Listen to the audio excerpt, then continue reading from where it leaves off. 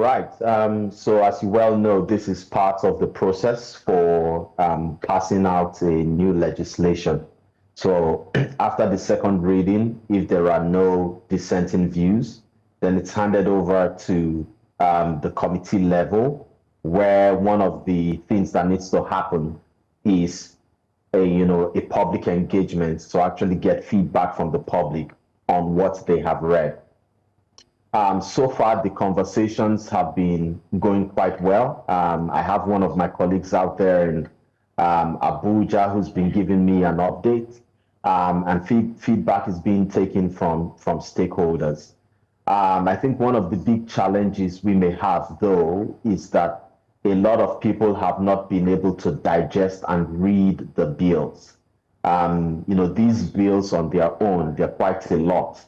For example, the Nigeria tax bill consolidates all the tax laws at the federal level that existed, from VAT to personal income tax, to companies income tax, to petroleum profits tax, to the PIA, and so on, or the fiscal portions of the PIA. So it's quite a large document. And I think, for us to really get value out of the process, a lot of the conversations need to be sectorial based. So the sectors that are impacted need to come and engage with the specific issues that relate to them.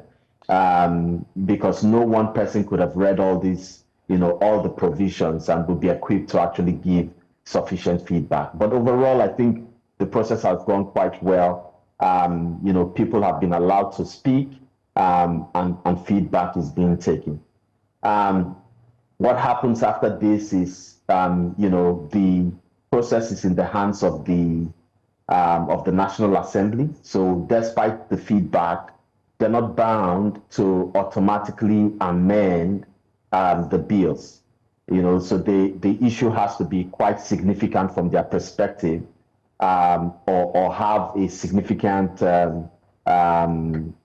adverse consequence for them to take that and then revisit the drafting, and then present whatever they have, to the General House. So I think that's the process, but overall, I think things have gone well. Well, you talked about sectoral-based sort of conversations. Does that sort of suggest that you have your discontent with maybe the sort of people we're having or the way it is going? I would say, maybe because I'm a tax expert, so I'm quite, locked into the technical details. So I really fully understand the import of the bill. A lot of the conversations have, based on the feedback I've gotten, they've not really dealt with some of the most important issues. And people, you could hear the Senate president alluding to some of that, it's no longer time to be engaging on social media conversations.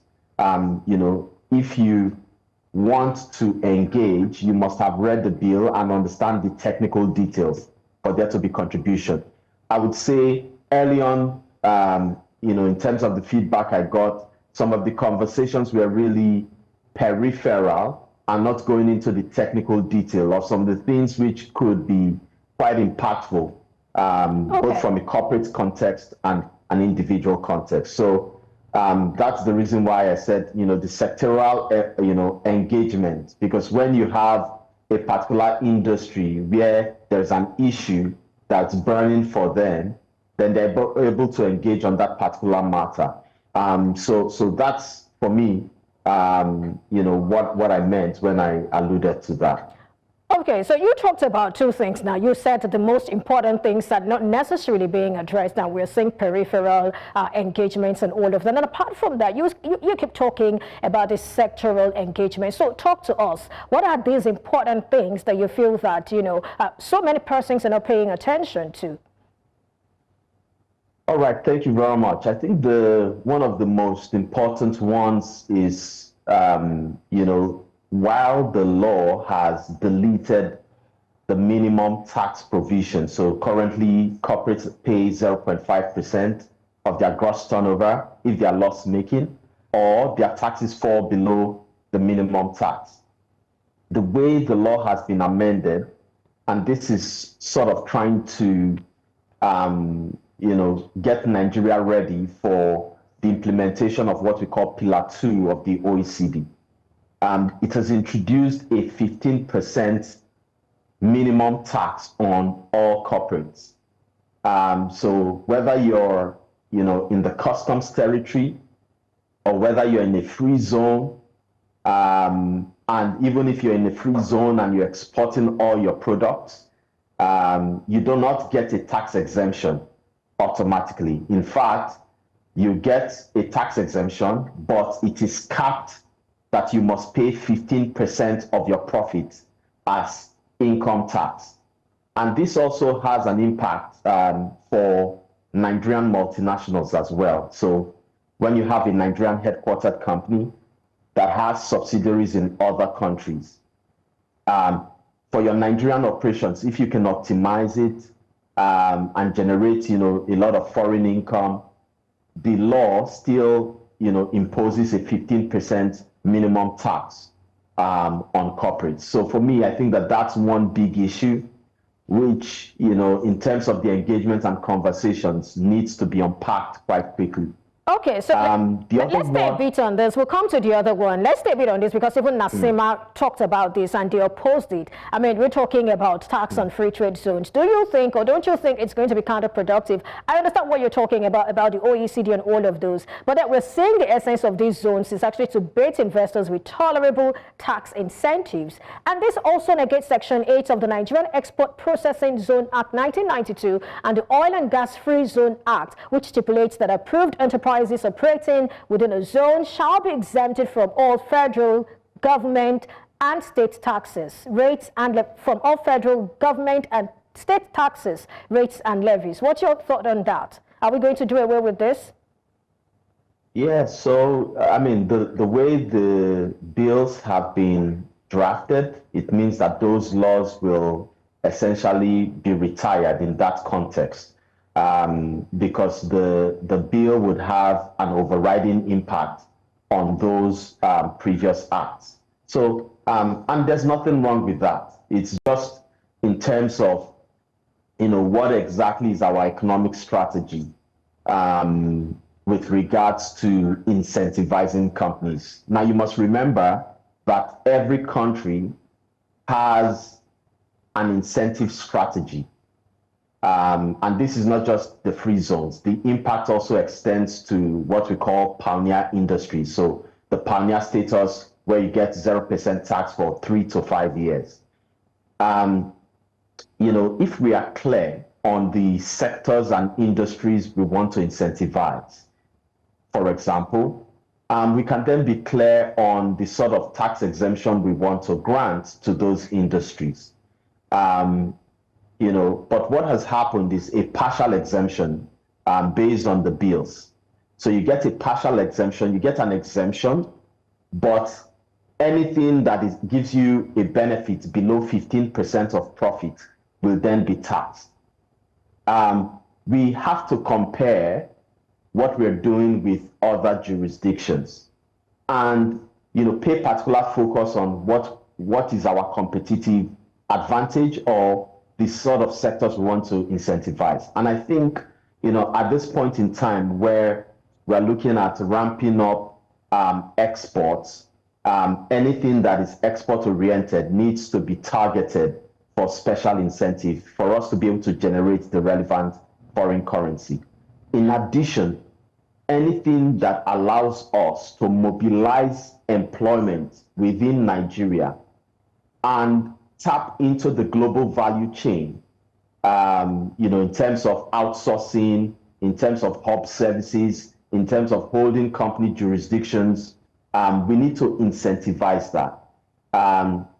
But, it's not like there's no incentive. It's just that the incentive is capped, that, you get an incentive, but you must pay 15% of the profits that you make. The question is whether that's enough in order to spur or incentivize those sectors that we're looking at. Well, of course, the obvious issue that also comes to mind is that some investors would have made specific decisions around, investing into the country on the basis of some of those legislations. And the way the bill has been structured, there is no sunset, or would I call it clause, transition that allows the phasing out of those incentives over time. So that for me, I think is, are some of the considerations. I'm not saying it's wrong or right. I'm just saying those are some of the debates that needs to be tackled. But Mr. Kenneth, let me come in here. Where do you stand exactly? What do you think about this? The incentives, taking away the incentives and not having that sunset clause. I want to know your personal opinion on this. I think, my personal opinion is that could, one of the things we talk about Nigeria is around the certainty of legislation, because, when we do profiling of Nigeria as a country vis-a-vis other jurisdictions, it's not like Nigeria does not have the market. We have the population. For many years, we also had the purchasing power, even though that was eroded, but I think in 2025, there's a lot of stability, so it will probably start coming back. And you look at all the other ramifications. One of the big things that makes our country red in terms of attracting investment is the stability and certainty of regulations. So an investor wants to be able to come from Europe and say, I'm coming into the country, and there's clarity around all that I'm doing. And this was why the PEBEC was set up at some point to look at how we improve the ease of doing business in Nigeria. One critical consideration: certainty and stability. So when I put in $1 of investment, there's not going to be a change in the goalpost as my investment hasn't fully matured, but just halfway, things turn around. And we saw this sort of consideration in the oil and gas sector, where for many years the PIA was being debated and people withheld investment because there was no clarity or certainty around the legislation in that space. Mr. Erikume, I believe the point has been made. There's a lot here. I don't want us to dwell so much on that one. Now, let me just highlight some of the pushbacks we have seen so far. Rejection of incremental increase in the value-added tax and the proposal to stop funding TET Fund, NASENI, and NITSDA with effect from 2030. These are two of the things. And also, the Arewa Consultative Forum recommended that the term derivation be defined, and they are saying that the current definition is ambiguous and they sort of need to understand it. I'd like you to comment on these three issues now. Okay, so again, the issue of VAT, VAT has always been political, but I would approach it without a political view. I believe that the proposals to amend and reform Nigerian VAT is in the right direction, 100%. And the proposal is twofold. The first thing is to increase the VAT rate, right? But also grant input tax credit for expenditure. Currently in Nigeria, there is only limited scope for claiming your input tax credit on expenditure. So it's only manufacturers and it's only the goods they purchase as raw materials and traders who buy those goods to resell. Every other person, every expenditure that they incur, the VAT they incur on that is not recoverable. And that adds to the cost of operating a business in Nigeria. So even including your business, News Central, all the expenditure you incur, the 7.5% VAT that you incur, you're unable to charge it and you're unable to recover it against the output VAT you charge to your customers.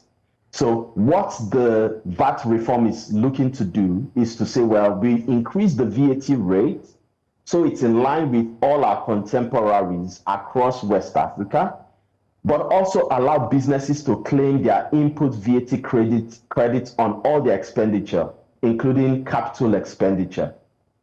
So overall, the impact from a business perspective is not going to be adverse, especially when you look at what they have also targeted for zero rating, which is the essential goods for consumption. So for me, I see no reason why, and this is just me speaking as a technician rather than as a politician. I see no reason why that VAT reform shouldn't go through. Because at it's 15%, in line at with that incremental best practices. At that incremental level where we're going to about 15% by 2030, is that the one you want to go on? Yes, I believe that's in the right direction. 10% 2025, 12.5% by 2029, 15% by 2030. But give us full input tax credit. As a business I run in PwC, that would be better for me than paying 7.5%, but I'm unable to take the VAT credit on the computers I buy, the machines which I incur, and so on and so forth. In fact, many businesses will be in a refund position at the end of the day. The big question would be whether people then pass on the benefits to their customers or retain that margin. But for businesses, it's going to be positive largely.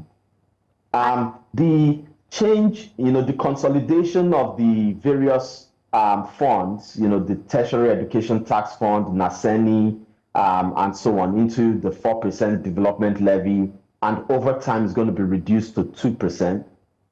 I think from a business perspective, it makes perfect sense for me as well, right? Because currently people pay 3% education tax, they pay something to NASENI levy, they pay other things. So, what the reform is trying to do is to consolidate those taxes into one, and then reduce it, but it goes up initially, to 4%, and then later reduces over time to 2%.